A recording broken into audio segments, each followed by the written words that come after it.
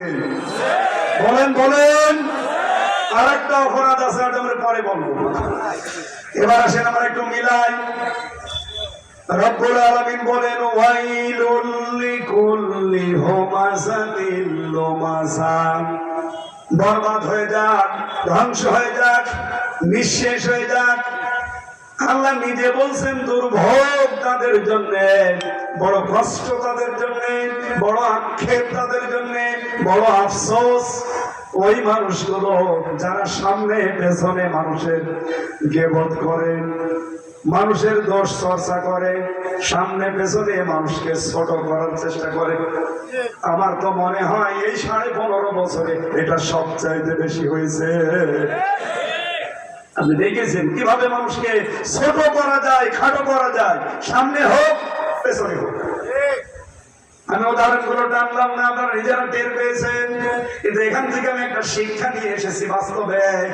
এটা সূরা নিসার 112 নম্বর আয়াতে আছে, 5 নম্বর পারা 15 নম্বর পৃষ্ঠার 13 নম্বর লাইনে আছে।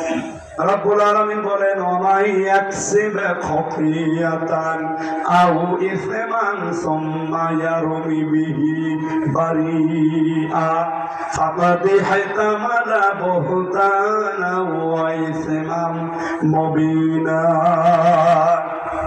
পৃথিবীতে বহু মানুষ এমন আছে যারা নিজেরা অন্যায় করে, আর অন্যায়টা যখন হয়ে যায় তখন একটা নিরপরাধ ভালো মানুষের মাথার উপরে 10টা চাপিয়ে নিজেকে ভালো সাজায়। এই অপরাধী বাংলাদেশে মানুষ নেই। বলেন বলেন আমার নিজেরটাই তো আমি ভিকটিম যেহেতু বলছি, আমার যতগুলো মামলা দিয়েছিল তারা প্রতিটি মামলার আগে আমার বাবাকে বলেছে 10 লাখ করে টাকা দেন, নয়তো কিন্তু মামলা দিলাম। বাবা আমার একেবারে সহজ সরল গ্রাম্য মানুষ, খালি টাকা দিয়েছে। বাবার কাছে এরকম মামলা দিতে দিতে 32 লাখ খেয়েছে ওরা। আমি আকিস গ্রুপে চাকরি করতাম, ওখান থেকে প্রায় 30 লাখের উপরে খেয়েছে। এত টাকা খেয়েছে খা, কিন্তু শয়তানরা খাওয়ার পরে আবার মামলাও দিয়েছে নতুন করে।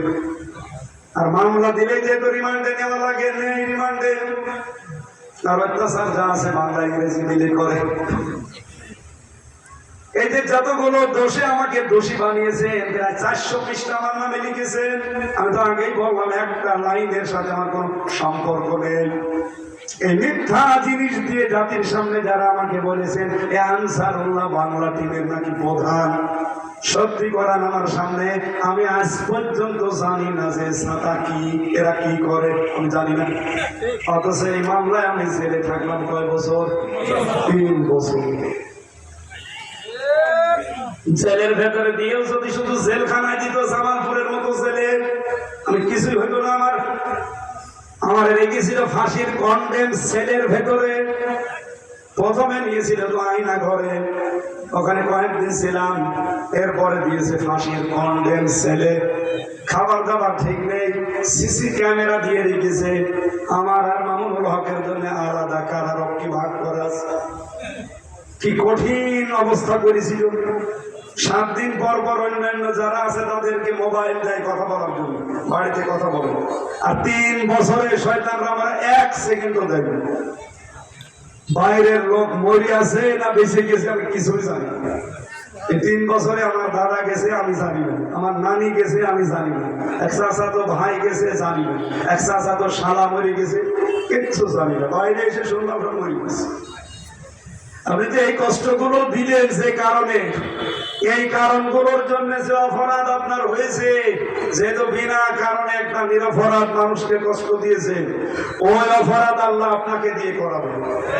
ওই রকম কষ্ট কমপক্ষে 10 গুণ আপনাকে দুনিয়া আখিরাত মিলে ভোগ করা লাগবে। একটা পরিচিত আয়াত আমরা অনেকেই পড়ি নামাজে, কিন্তু এটা বুঝি না। আমি বলবো ফাইন্না মাআল উসরি ইসরা, ইন্না মাআল উসরি ইসরা।